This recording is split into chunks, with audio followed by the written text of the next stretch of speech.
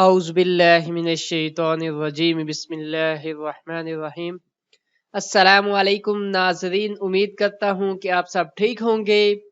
آج کا ہمارا سبق ہے جس کا عنوان ہے ہماری مصیبت کا اللہ کو کتنا احساس ہے۔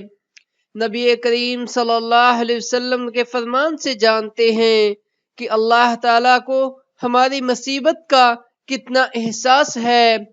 بخاری حدیث نمبر ہے 5642، صحیح بخاری کا یہ حدیث نمبر ہے۔ حدیث کا عنوان بھی ہے ہماری مصیبت کا اللہ کو کتنا احساس ہے۔ جناب یہ نبی کریم صلی اللہ علیہ وسلم نے فرمایا، مسلمان کو جو تھکاوٹ، تکلیف، دکھ یا پریشانی پہنچتی ہے، حتیٰ کہ جو کانٹا بھی چبھتا ہے، تو اللہ اس کے بدلے میں اس کے گناہ مٹا دیتا ہے۔ تو ہمیں چاہیے کہ ہم اپنی مصیبتوں پر صبر کریں۔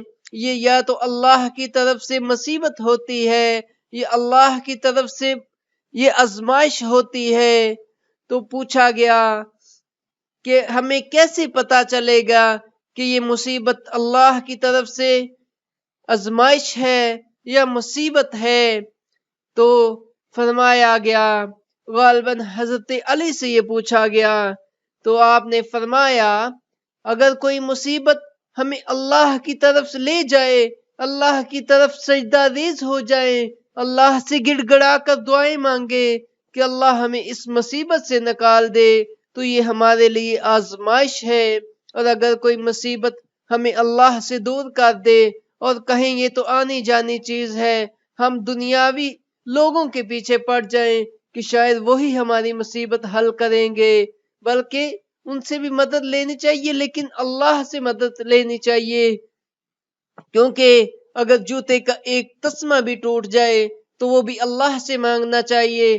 اللہ ہی مشکل کشا ہے، اللہ ہی حاجت روا ہے، ہمیں اس کے سوا کسی سے کچھ نہیں مانگنا چاہیے۔ تو کوئی مصیبت آئے، جیسے یہ کرونا کی آفت ہے، ہمیں اس سے اللہ کے آگے جھکنا چاہیے کہ یہ ہمارے لیے آزمائش ہے، نہ کہ اس کو ہم اپنے لیے مصیبت بنا لے۔ تو اللہ تعالیٰ سے دعا ہے کہ اللہ ہم کو اپنے دین کی سمجھ بوجھ عطا فرمائے، اور ہم کو چاہیے کہ جب کوئی خوشی آئے اس پہ شکر کرے، جب کوئی مصیبت آئے اس پہ صبر کرے، کیونکہ یہ بھی ہم نے سنا ہے کہ صبر کا پھل میٹھا ہوتا ہے۔ جب مصیبت گزر جائے اس کے بعد صبر کرنے کا کوئی فائدہ بھی نہیں ہے۔ تو اللہ تعالی ہم سب کو صبر کی توفیق عطا فرمائے، اس کے بدلے ہمارے گناہ معاف ہوتے ہیں، ہمیں اس پہ صبر کرنا چاہیے، خوشی میں شکر کرنا چاہیے۔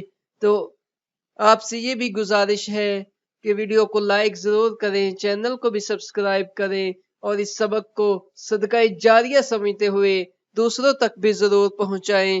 اللہ حافظ۔